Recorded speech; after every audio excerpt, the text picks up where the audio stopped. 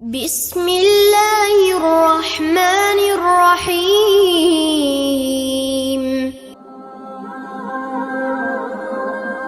حضرت عبداللہ بن عمر بن العاص رضی اللہ عنہما سے روایت ہے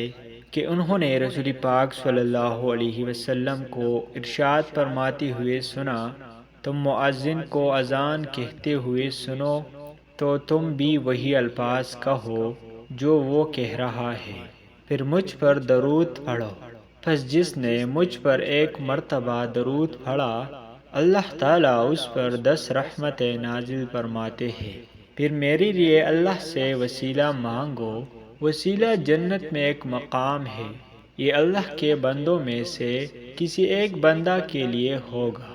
اور میں امید کرتا ہوں کہ وہ بندہ میں ہوں گا۔ پس جس شخص نے اللہ سے میرے لیے وسیلہ مانگا تو وہ میری شفاعت کا حقدار ہو گیا۔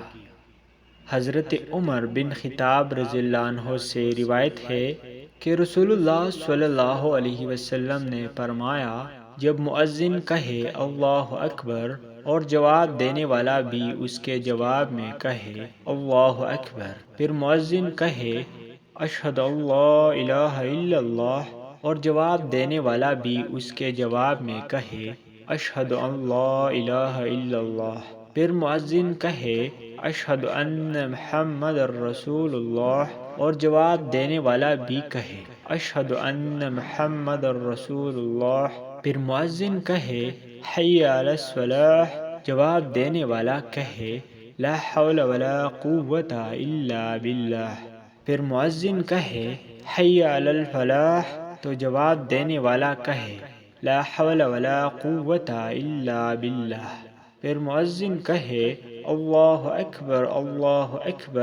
اور جواب دینے والا بھی کہے اللہ اکبر، پھر مؤذن کہے لا الہ الا اللہ اور جواب دینے والا بھی کہے لا الہ الا اللہ، اور یہ کہنا دل سے ہو تو وہ جنت میں جائے گا۔